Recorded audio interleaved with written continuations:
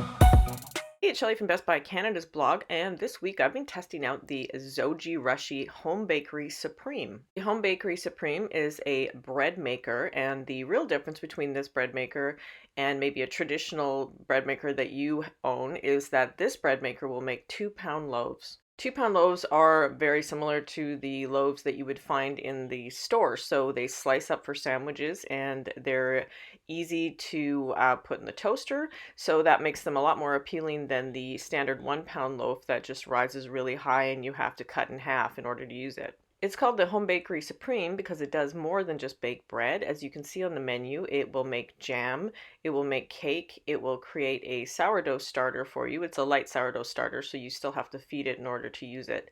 But there's also different bread functions, including a homemade function that memorizes 3 different cycles that you would use, as well as the basic, quick wheat and dough. Also control the crust color of your bread, so you can choose from light, medium, and dark.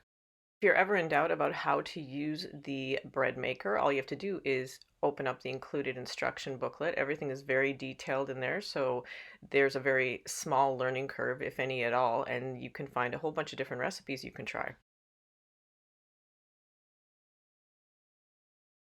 To test out the bread maker, the first thing that I did was make a standard traditional loaf of farmhouse bread. So I used the basic function and I added all the ingredients and hit start.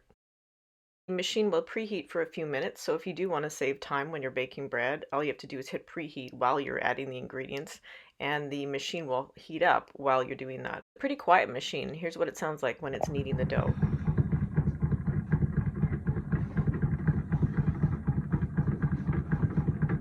Really see how those dual blades in the pan get to work when you watch it knead the dough. During the 3.5 hours it takes to bake bread, it will rise and it will rest a little bit, and then it will begin baking right on schedule. You can see everything through the large view window. This is with 23 minutes remaining, so it's still not quite as brown on the top, but I did take a quick little peek. It doesn't affect the baking of the bread or anything, but maybe you don't want to let the heat out.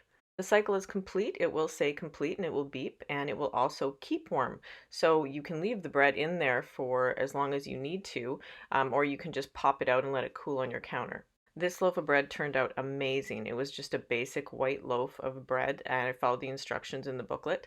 The crumb was really, really great. The crust color was amazing, and it didn't crumble at all when I cut it.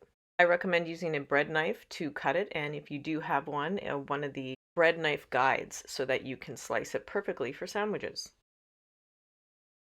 I also decided to whip up a sweet bread, an apple bread, using the cake function. So you can see the finished product here. You just do it exactly the way that you would do the basic bread.